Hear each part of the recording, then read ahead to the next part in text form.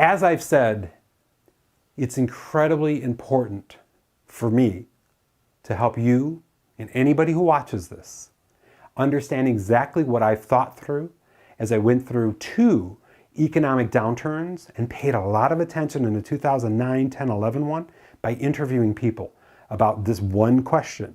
And that one question was this: if you were able to replay the economic downturn, depression, or recession, as it was called, and you were able to set yourself up differently, what would you have done differently? 1 year, 2 years, 3 years, 4 years before that started, the downtick started. And a couple of things came out. We're going to walk through this framework that's going to help us with this. And I think you'll be pretty, hopefully, have a good vision for what this can be, but also on the other end, really feel empowered right now. The other side of this is it's not necessarily about economic downturn. It's about the other title that I gave: a simplified and systemized life filled with freedom and joy. So here's what the first step is. You might recognize this framework. It's my 5-step change framework. And the 5th step, shout out to Patrick. Thank you for that. We'll go over that. I'm not going to tell you what it is just yet. We'll unveil it. He knows what it is. But this is the piece. So the first step, let's do this in green, is awareness. So we really have to say, okay, if the economy was to downturn, what would I have to change about the way I am for myself? What would I have to change in the way that I support, serve, show up for my family? What would I have to change in the way that I support, serve, show up for those relationships of my customers? Now, if you're a thought leader, like what we're doing right here, you better have a framework ready to go the moment the economy downticks. To say, you know what? Here's the story. I've been preparing for this for, however long you've been preparing for it. I've been prepared for a whole training series, monthly mastery times a new course, for how to survive an economic downturn. I've been preparing for that for 3 years. I have all the goodies ready to roll. I just got to piece them together, build some frameworks, and really set the ambition. This is kind of the first, I would say this is the overview of it, because we can't cover too much in depth. But love to know if you're helping others, coaching others, training others, teaching others, do you have an economic downturn framework? Because here's what I know. A lot of people I interviewed from the last one, they had no awareness. They were living so short-sightedly that when the economy shifted, they were totally sideswiped. They literally, so many of them self-reported, they didn't have $1,000 in the bank to handle expenses. They weren't even aware. Their awareness, I don't know if you've ever heard, there's the box of I know what I don't know, but there's also the box of I don't know what I don't know. And they didn't know what they didn't know about what they would need to have to take care of themselves, their family, and in many of the cases, the people I interviewed, their businesses. So we have to bring a heightened level of awareness to that. Does that make sense? So I really want to touch on this for you. And a lot of you that are in are high performers already, but the highest performers are very clear about what it takes for themselves, their family, and their businesses to sustain. And they're aware of that. So let me break this down for you a little bit. I'm aware of the fact, and just take notes if you need to, that I know exactly what I need to have in my life on a day-to-day basis to sustain happiness, no matter the economic status. And I've worked diligently in the last year to hit, as we talked about a little earlier, no-cost and extremely low-cost things that bring us happiness. You follow? For me and my family. So what does that actually mean? It means that I'm completely aware if cash flow went to a halt, or not to a halt, it usually doesn't completely halt, just so you know, comes to a 20 to 50% reduction of what it is right now, that here's the things that need to go, and here's the things that need to stay. And the things that need to go are medium and high cost. For me, it's medium and high cost adventures. So on the freedom and fun chart that I have, let me kind of break it down for you. This is my awareness chart for this work, is to say, as a family, We're not going to be able to go to Vegas, although my girls don't like that. It's Mel and I. We're not going to be able to go over to Europe. Sorry, Janie and Petra and everybody over there. Big part of our plans is to hit Europe a lot this year.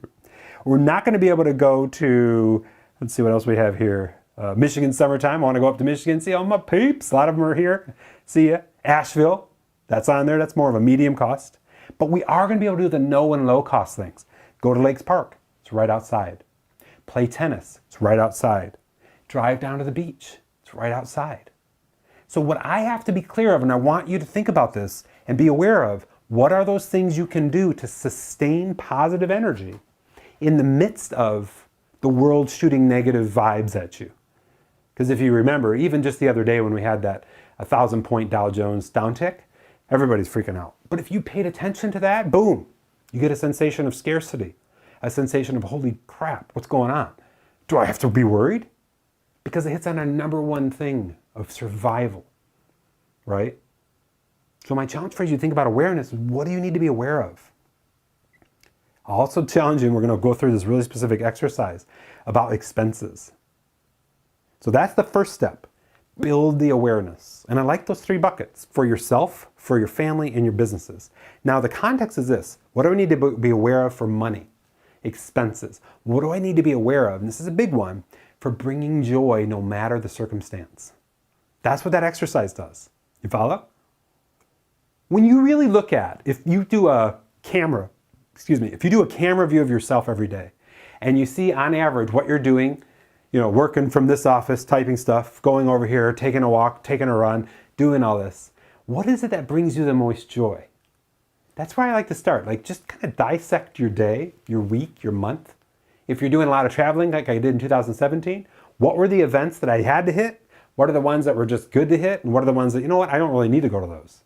That's a big shift for me. I'm turning off almost all my events in 2018 because I want to live into having full fun and enjoyment as a test for preparing for a possibility here, but also to see if I can bring the joy, love, and everything through the beautiful live casts and also through online training and then Zoom calls and the stuff that we're doing here. This is just some testing. You follow? So the next step is acknowledgement.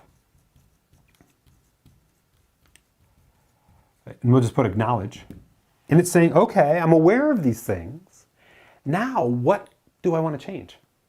And what do those changes look like? And acknowledgement sets up for the next one, which is setting of intentions. And I like to call this the visualization stage. Visualize. Oh, there we go. So what we're acknowledging here is, okay, now we're aware of things. So for example, a lot of people I interviewed, when they reported back what they would have changed, I would have been way more aware of those contracts that I signed to cable for their businesses, for example, for internet access and the length of the contracts they had, for insurances, for leases, for their home, because a lot of people overbought on their home because of the whole, you can buy way out of your income range. That was a big part of the whole reason for the collapse. And they would have made better choices there. But then they had to acknowledge, okay, well, what can I do right now to course correct? Or as I go into signing a new lease agreement or a new apartment agreement or whatever that is, what can I do to really hone that number down? And what does that look like? What do I actually need to survive? This is where the simplicity comes in. So for example, I have a full plan in play for me and my family to be able to live from a big motorhome that I can buy for about 38 grand. You follow? I lived from a motorhome full time in 2000, the end of 2000 through 2001, so about a year. And it was the best living ever. We were always in control and for novelty and new. We got bored of somewhere, we slid the slide outs in, popped the Jeep on the back, poof, took off to the next place. Didn't know where it was. Back then, the internet wasn't like it was today. You had this big book, the Woodall's Travel Guide, of all the different campgrounds, and we were there. So we were down in Naples. We stayed there extra long because we loved it. Then we went down to Key West, found this island where we parked our motorhome. You open up the drapes in the front window, poof, the ocean. Done. Palm trees, the whole scene. I lived there and I'm like, I could just live here. And then underneath we had a ton of storage for hobbies. Like woodworking, for me, computers. I was sharing my journey. I still have it online. I'll put it in the replay under the notes of the whole travel log I did during that time. It was hard-coded HTML, and I had so much fun doing it. But that's a scene. Do you have awareness of what you would have to trim out of your life? Acknowledgement of, okay, these are some things that I need to acknowledge, I need to change or think about. And have you set some intention to visualize what that could be for you and your family? We get down to the essence, especially people who are like I am, who love to live a life of experiences, not stuff. We get down to the essence of what we really need. Here's what it comes down to for me, and probably for you. Good times with those we love, care for, and serve. Adding value to those we love, care for, and serve. Very minimal things, like stuff. I'm so clear on this, and I've readjusted my life since 2006 when I sold 90% of my things, to really get clear on what I don't need and to question every purchase. Not to be like the Scrooge, but to be more of, do I really need this? Will this? And I love the book, The Magic Art of Tidying Up. I think that's the title, where it's like, does this bring me joy? Is it useful, or both? And if it doesn't fall into those categories, it's out. That's why I simplified the studio, for example. Too much stuff was not bringing me joy. Simplification, that brings me joy. So I'm like, okay, what can I live on minimally? And that's what I've been practicing. This is where the results come in. The results are in. Since January 8th, I've been practicing. Let's not use credit cards. A couple things are on credit card auto bill, but that's it. Let's use cash and then see how the experience is from that perspective. You follow? So we have awareness, acknowledgement, intentions, and then, of course, this super duper difficult for a lot of people transition from setting those intentions to taking action. So with everything we've covered so far, you've gotten some challenges. One, that freedom and fun visualization board. And I challenge you to color code those things so that a low cost and no cost might be one color.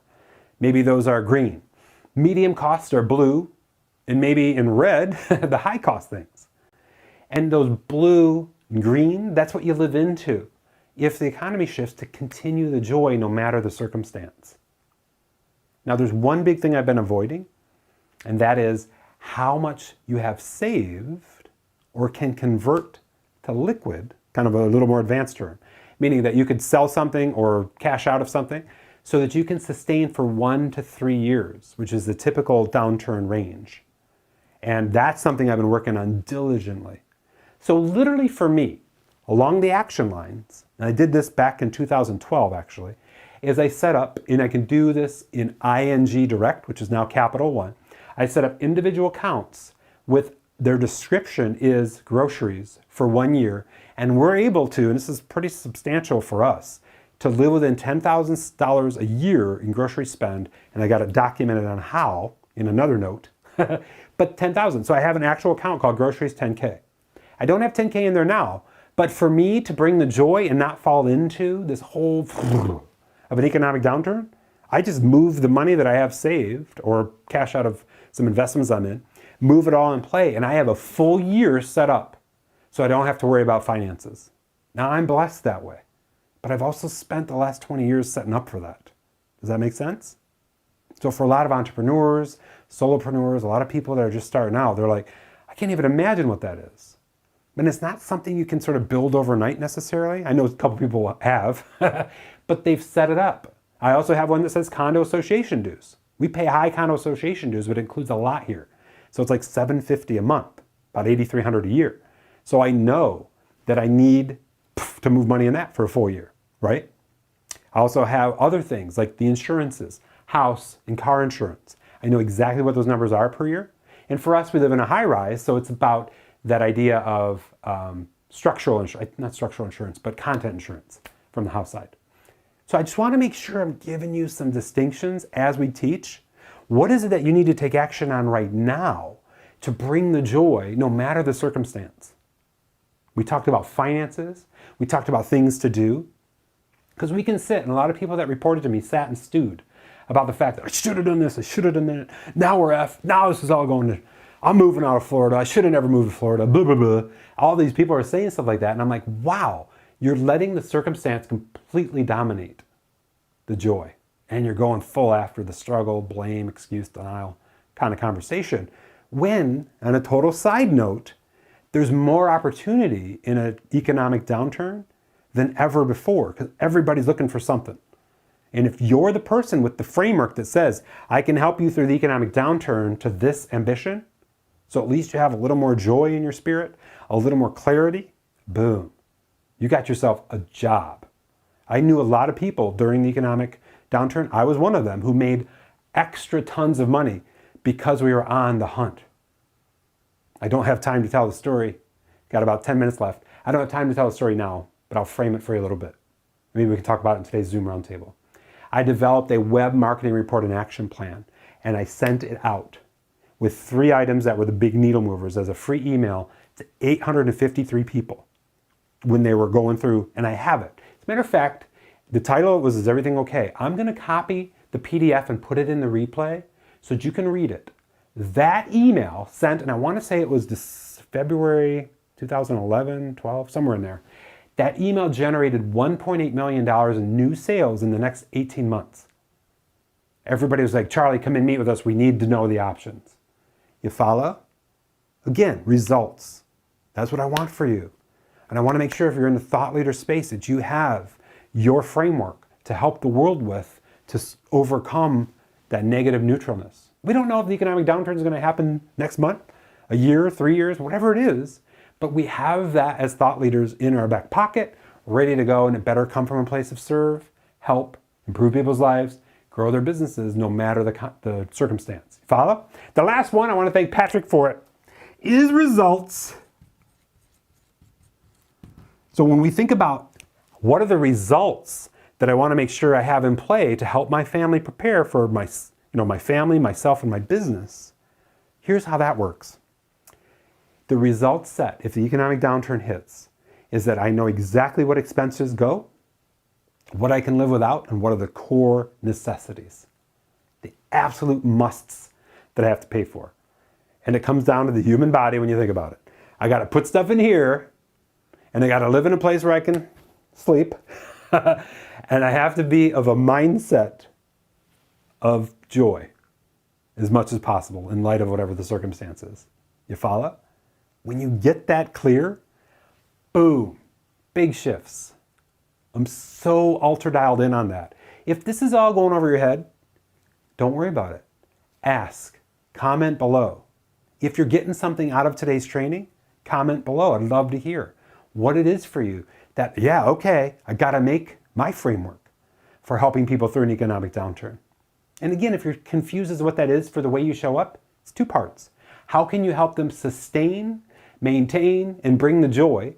That's mindset, inspiration, motivation. How can you help them mitigate or minimize the hurt from the financial sense? You follow? Those are the 2 big needle movers when I did all that interviewing. They were like, can't maintain the joy because of finances. And the finances were just in their face every day. But how could you maintain, one couple said, I said to him, how could you maintain the joy even in light of the financial situation you're in right now? You know what we do? We go walk in the park. We go do no-cost activities. And that's where I challenge them to do what I challenge you. The no-cost, low-cost journaling. What can we do that's no or low cost? Beautiful Florida this time of year, and year-round actually. We go to the beach. Walk the beach. Cool? So that's the pieces. Your challenge is to find one big move in each of these steps.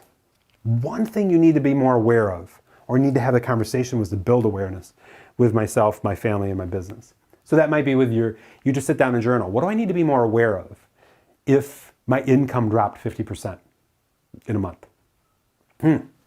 What does life look like? Visualize. Comes down to acknowledge and set intention. What is it for my family? What do we need to have the conversation of? Do we need to create that fun and freedom chart? Low, no, medium, high cost stuff, and live into the no cost stuff. And my businesses, what do I need to be aware of? Where are the expenses that are just A, out of control, or B, could be trimmed like this? What are the contracts I'm locked into that I have to sustain or know your exit strategy? Some of them, they offer a buyout of a contract, those kind of things. So I know all this about everything that I do, and I don't enter contracts because of it. Like, we don't have a physical office anymore, but we share space. So I'm not locked in any contract there. You follow? Light bulb. Those are the kind of things that are going on. So I hope this has helped you. So with that being said, let's go ahead. We've got a good 5-10 minutes left. Jump into tactics. I think you're going to love this. Before we do though, would love for you to share, if you took anything away, comment below. What was the one thing you needed to hear, we needed to talk through, or that you feel like, yeah, that's my challenge as I move into the rest of February, March, and our march on to 2019, 2020. History shows, if you watch The Economic Machine by Ray Dalio, that there is usually an economic downturn every 3 to 5 years, a big one usually every 12 to 15, I think he said. And we're due. Doesn't mean it's going to happen, but isn't it cool to know this stuff? To have a more simplified, happy, sustainable, systemized approach to the way you're showing up for yourself, your family, your business?